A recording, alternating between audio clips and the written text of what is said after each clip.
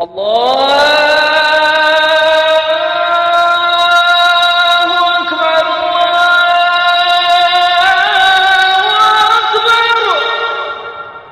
السلام عليكم ورحمة الله وبركاته.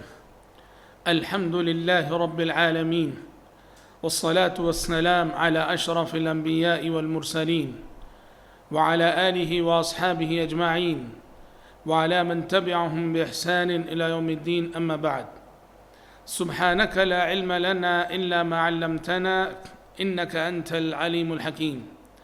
ناظرین اکرام، اسٹوڈیو الاذان سے میں پروگرام کام کی بات لے کر آپ کی خدمت میں حاضر ہوں۔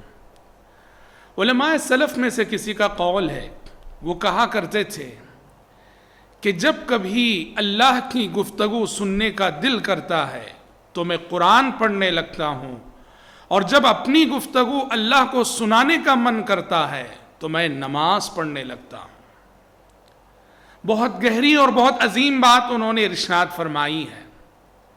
تلاوت قرآن مجید اور نماز، یہ دو ایسی عظیم عبادتیں ہیں جو بندے کو رب سے بہت قریب کر دیتی ہیں۔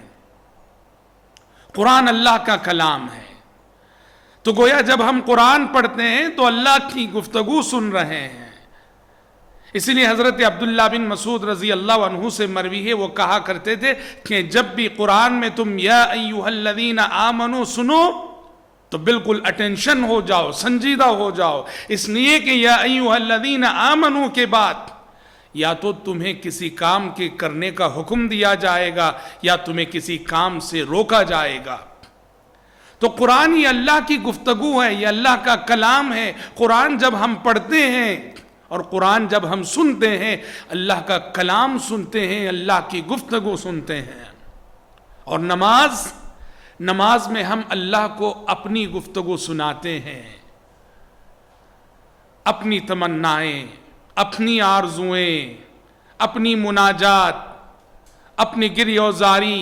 اسی لیے احادیث میں نماز کو مناجات قرار دیا گیا ہے کہ جب بھی تم میں سے کوئی شخص نماز میں ہوتا ہے تو حقیقت میں وہ اپنے رب سے سرگوشی کر رہا ہوتا ہے۔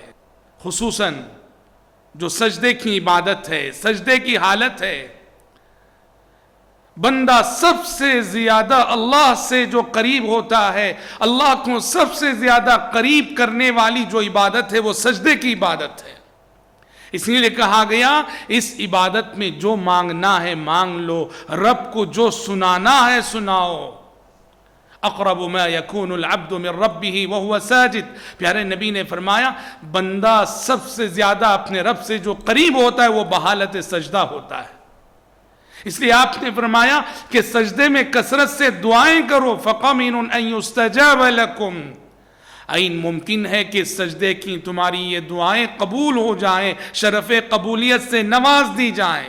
اس لیے محترم بھائیوں، جب بھی سجدے میں جاؤ تو سبحان ربی الاعلی جو سجدے کا ذکر ہے وہ پڑھنے کے بعد آپ اپنے دل کی جو ارمانیں ہیں، اپنے دل کی جو آرزویں ہیں، جو آپ اپنے رب کو سنانا چاہتے ہیں، وہ ساری باتیں آپ اپنے سجدوں میں اللہ کو سنائیں۔ اب رہا یہ مسئلہ کہ کیا عربی زبان ضروری ہے؟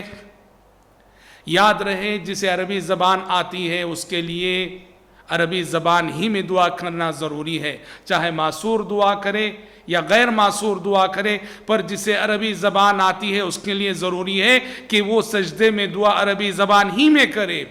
ہاں، جسے عربی زبان نہیں آتی، مجبور ہے، تو اس کے لیے اہل علم نے اجازت دی ہے کہ سبحان ربی الاعلیٰ کے ذکر کے بعد وہ اپنی مادری زبان ہی میں اللہ رب العالمین کے آگے اپنی تمنائیں، اپنی آرزویں اور اپنی مرادیں رکھ سکتا ہے۔